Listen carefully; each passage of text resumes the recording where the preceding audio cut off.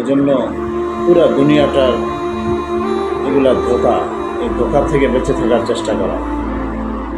যাদের জন্য যা করতেছি পুরোটাই ধোঁকা। সন্তানের জন্য নিজের জিন্দগি বরবাদ করে দিতেছি, হারাম পথে হালাল পথে যেমনি পারতেছি টাকা কামাইতেছি, বাচ্চাদেরকে ভালো খাওয়াবো, ভালো পড়াবো, এই চিন্তা। আখেরাত বরবাদ করে দিতেছি, সন্তানদেরকে নেক কাজ শিখাইতেছি না, নামাজের তালিম দিচ্ছি না, কোরআন পড়াইতেছি না, আনন্দ ফুর্তির সাথে চলতেছি, আর টাকা কামানোর পিছনে লেগে গেছি।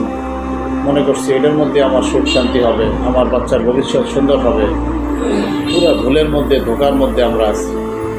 যাদের জন্য এই কষ্ট করতেছি, হারাম হালাল কিছুই চিন্তা করতেছি না, শুধু কামাই করতেছি, আমার ইন্তেকালের পরে আমার এই সন্তান, কলিজার টুকরা সন্তান, সে আমাকে বেশি দিন মনে রাখবে না। আজকে এখন ইন্তেকাল হয়ে যাবে, রাতের ভিতরে আমার জানাজা হয়ে যাবে। আমার সন্তানরা ঠিকই বসে মোবাইল চালাবে, তারা ঠিকই গল্প করবে, ঠিকই আমার সম্পদ ভাগাভাগি করে নিয়ে নেবে। আমার কথা হয়তো কয়েকদিন মনে থাকবে, কান্নাকাটি করবে, কিছুদিন পরে আর মনে রাখবে। আমি তো প্রায় সময় বলি, জোহরের নামাজের সময় একবার মসজিদে এলান হইল নামাজের পরে, ভাই সবাই থাকবেন, জানাজা আছে, জানাজা পড়ে যাইবেন।